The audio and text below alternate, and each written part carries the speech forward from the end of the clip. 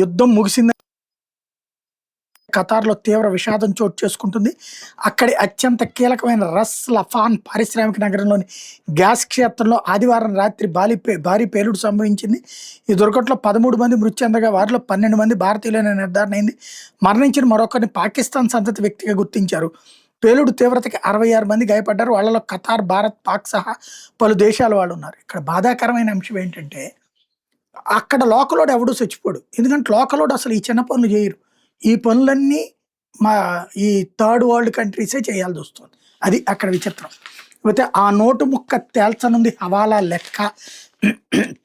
వైకాపా ప్రభుత్వంలో 195 కోట్ల మద్యం సరఫరా కాంట్రాక్ట్ని Sigma supply chain solutions private limited, Prasad transport కట్టబెట్టారు. సిగ్మా సంస్థ నుంచి పల్లు సందీప్ అనే వ్యక్తికి చెందిన సుదర్శన్ కన్స్ట్రక్షన్ సబ్ కాంట్రాక్ట్ తీసుకుంది. సిగ్మా నుంచి సుదర్శన్లోకి అక్కడి నుంచి సునీల్ కుమార్కి డబ్బు చేరిందని, వాటిని సునీల్ కుమార్ హవాలా ద్వారా దారి మళ్లించి ఆస్తులు కూడబెట్టుకోవడంతో పాటు గత ఎన్నికల్లో ఖర్చు పెట్టినట్టు తెలుస్తుంది. ఇప్పటి వరకు హవాలా ద్వారా లావాదేవీలు జరిగినట్టు గుర్తించారు తప్ప ఆధారాలు ఏవి లభించలేదు. సునీల్ కుమార్ ఇంట్లో లభించిన నోటు ముక్క ఆ ఫోటో తిరుగులేని ఆధారంగా భావిస్తున్నారు. ఈ మొత్తం కుంభకోణం విలువ 195 కోట్లుగా ఈడీ లెక్కగట్టినట్టుగా, అందులో అధిక శాతం డబ్బు ఎటు మళ్ళింది అనేది ఈ ఆధారం బట్టబయలు చేయనుందని భావిస్తున్నారు. నోటు మొక్క ఫోటోని ఎవరికి పంపారో గుర్తించి ఆ వ్యక్తిని విచారించబోతున్నారు. దాని ద్వారా మరిన్ని లావాదేవీలు బయటపడే అవకాశం ఉందన్నటువంటిది హైలైట్ చేశారు. లక్నోలో ఘోరం, 15 మంది సజీవ దహనం, 7 గాయాలు, అగ్నికేలలో వాణిజ్య భవనం, అందులో యానిమేషన్ కేంద్రం, పెట్ క్లినిక్. ప్రాణభయంతో దూకిన విద్యార్థులు.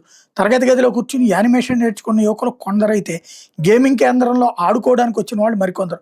అల్లారు ముద్దుగా పెంచుకుంటున్న పెంపుడు జంతువులను క్లినిక్కి తీసుకొచ్చిన వారు ఇంకొందరు.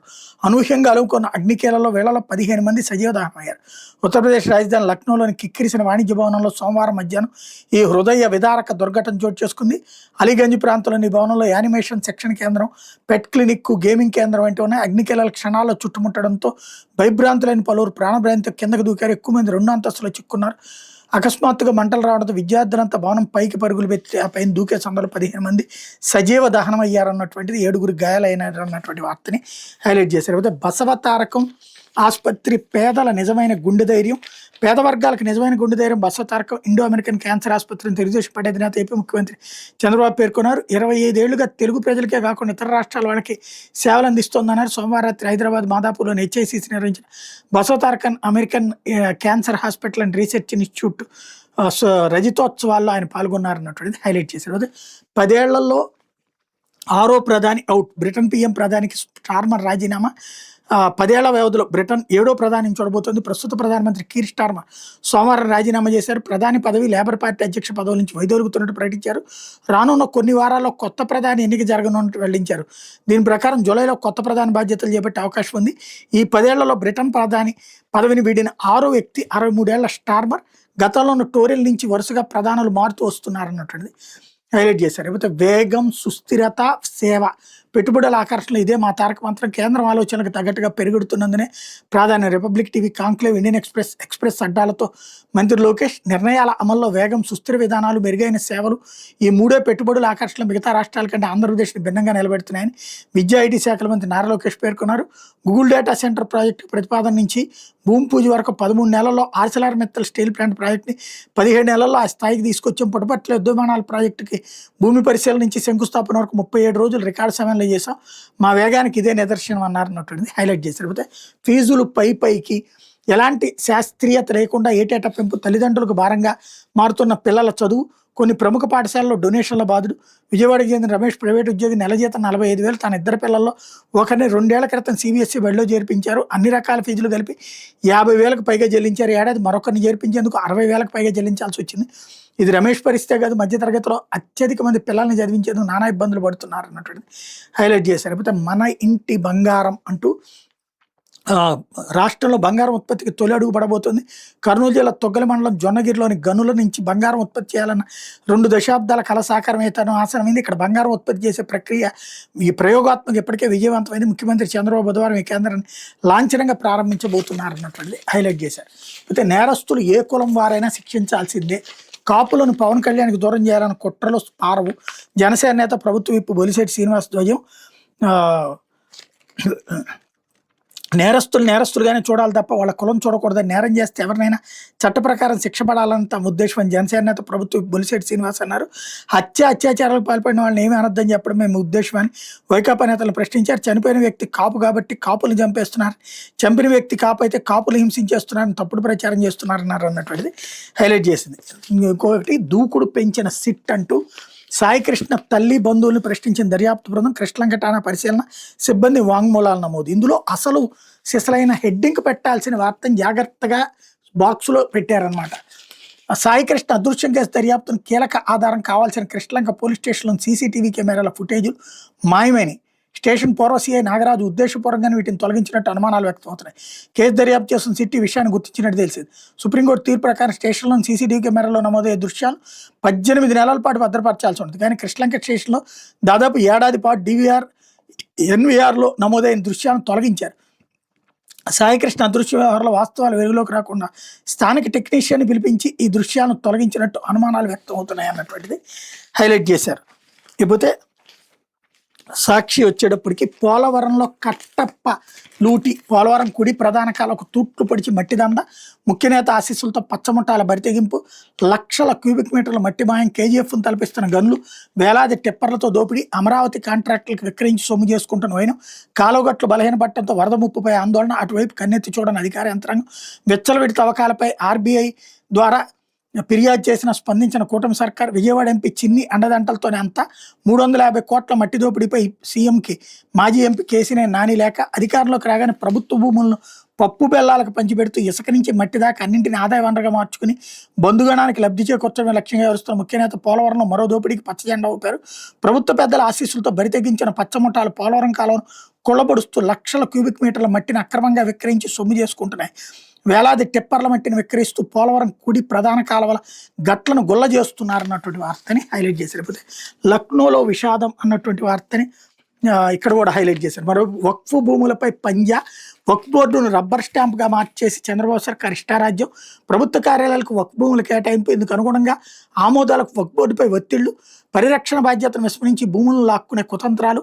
తాజాగా నంద్యాల జిల్లాలో పలు కార్యాలయాలకు 19.14 ఎకరాలు నేడు వక్ఫ్ బోర్డు సమావేశంలో ఆమోదానికి రంగం సిద్ధం. సర్కార్ విధానాలపై విస్తుపోతున్న ముస్లిం సమాజం అన్నటువంటిది హైలైట్ చేశారు. లేకపోతే గుంపగత్తగా దోచేశారు, అమృత్ 2.0 పనుల్లో చంద్రబాబు సర్కార్ దోపిడీ పర్వం, కాంట్రాక్ట్ విలువ కంటే అధిక ధర 5,513 కోట్లకు 5 సంస్థలకు కట్టబెట్టిన సర్కారు, 103 కార్పొరేషన్, మున్సిపాలిటీ, నగర పంచాయతీలో తాగునీటి సరఫరా, మురుగునీటి శుద్ధి కేంద్రాల నిర్వహణ పనులు, 9 ప్యాకేజీల కింద విభజన, 5,309 కోట్ల కాంట్రాక్ట్ విలువతో ప్యాకేజీల వారికి టెండర్ నోటిఫికేషన్.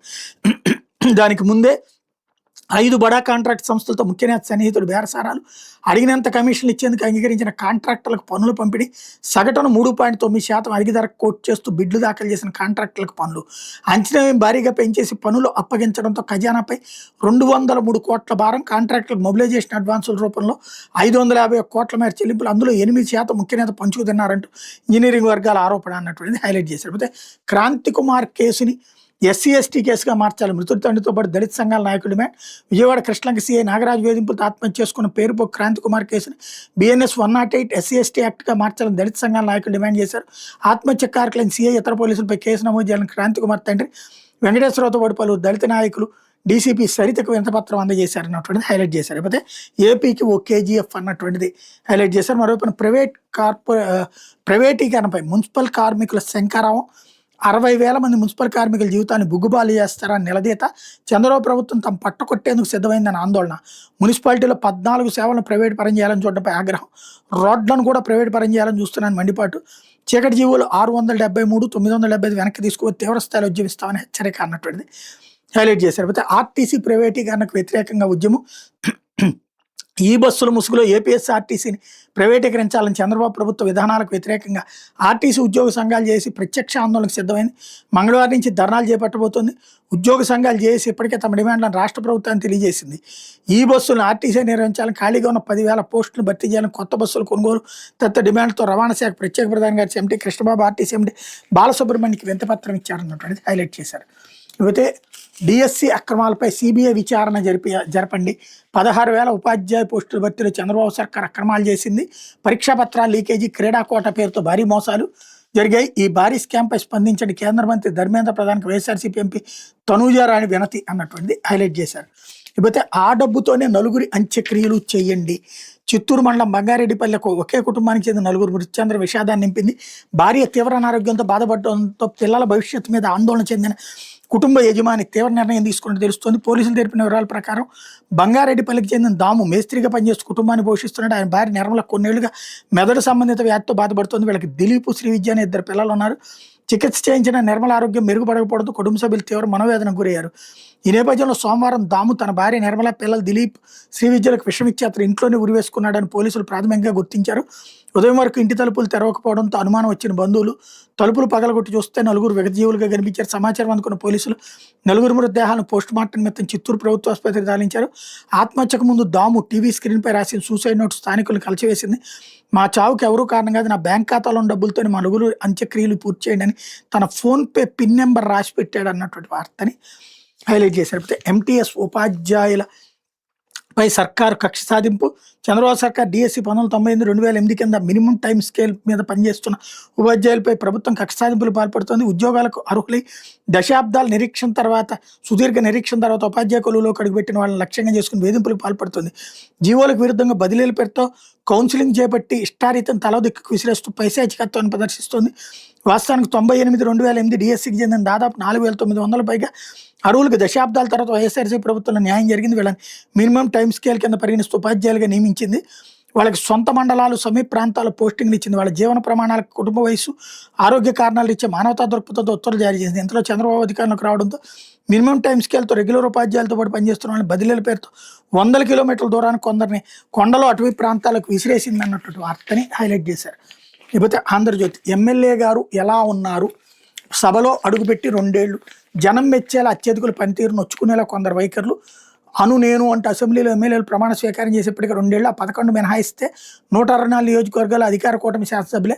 మరో రకంగా చెప్పాలంటే దాదాపు రాష్ట్రం అంతా అధికార పార్టీ ఎమ్మెల్యేలు చట్టసభకు ప్రాతినిధ్యం వహించేవాళ్ళు, చట్టాల రూపకంలో భాగస్వాములు కావాల్సిన వాళ్ళు. కానీ నియోజకవర్గానికి మేమే రాజులు వంటి అధికారం చెలాయించడం ఎప్పుడో మొదలైంది.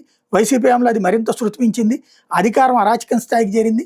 మరి కూటమి సర్కారులో పరిస్థితి ఏంటి? ఎమ్మెల్యేలు ఎలా ఉన్నారు? ప్రజల మనసులు చొరగొని మళ్ళీ గెలవాలనుకుంటున్నారు, లేక 1 టైం ఎమ్మెల్యేలుగా మిగిలిపోయినా చాలే అనుకుంటున్నారు? శాసనసభ్యులుగా ప్రమాణం చేసి 2 ఏళ్ళు నిండిన సందర్భంగా వాళ్ళ తీరు మీద ఆంధ్రజ్యోతి ప్రత్యేక కథనాన్ని ప్రొజెక్ట్ చేసింది. లేకపోతే కుట్రలు పన్నే పార్టీలతో జాగ్రత్త, ప్రతి అంశాన్ని రాజకీయం చేస్తున్నాయి, మరింత అప్రమత్తంగా ఉండి కులం, మతం రంగులు పులుముతూ ప్రజల్లో విద్వేషాలు రగిలిస్తున్నాయి, ప్రభుత్వాన్ని టార్గెట్ చేస్తూ దుష్ప్రచారం.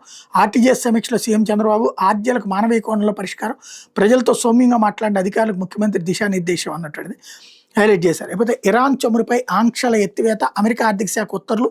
ఇరాన్ మా మొక్కజొన్న కొంటే నిధులపైన ఉన్న ఆంక్షల్ని కూడా తొలగిస్తాం, హార్ముజ్ సమాచారం ఇచ్చిపుచ్చుకుందాం, చర్చల్లో అమెరికా ఇరాన్ అంగీకారం. ఇరాన్ చమురు విక్రయాల ఎగుమతుల మీద ఉన్న ఆంక్షలు అమెరికా ఎత్తేసింది. ఈ మేరకు అమెరికా ఆర్థిక శాఖ సోమవారం ఉత్తర్వులు జారీ చేసింది. వచ్చే ఆగస్టు 21 తేదీ వరకు ఈ ఉత్తర్వులు అమల్లో ఉంటాయని ఆర్థిక మంత్రి స్కాట్ బెసెంట్ తెలిపారు. ఇరాన్ అమెరికా నుంచి సోయా, మొక్కజొన్న కొనుగోలు చేస్తే విదేశాల్లోని ఇరాన్ నిధులపై ఉన్న ఆంక్షలు కూడా ఎత్తేస్తామని అమెరికా అధ్యక్షుడు జేడీ వాన్స్ చెప్పారన్నటువంటి హైలైట్ చేశారు. లేకపోతే రంగంలోకి సిట్ ఇన్స్పెక్టర్ నాగరాజుపై కేసు విచారణ, కమాండ్ కంట్రోల్ నుంచి రవిప్రకాష్ పర్యవేక్షణ, బాధితుల ఇంటికి అమిత్ బర్తార్, సుధాకర్, మధ్యాహ్నం వరకు వాంగ్మూలాలు. మధ్యాహ్నం నుంచి స్టేషన్ల విచారణ, నాగరాజుకు పెరుగుతున్న మద్దతు, మహిళలు యువతుల ర్యాలీ, బైఠాయింపు, ఆయన సస్పెన్షన్ తర్వాత గంజాయి బ్యాచ్ కార్యకలాపాలు మొదలుపెట్టాయని ఆందోళన అన్నటువంటిది హైలైట్ చేశారు. లేకపోతే ఖతార్ గ్యాస్ కేంద్రంలో పేలుడు, 12 మంది భారతీయుల మృతి ఇక్కడ కూడా హైలైట్ చేశారు. ఇది దినపత్రికలో వచ్చిన వార్తలు వెనకాల జరుగుతున్న పరిణామాలు.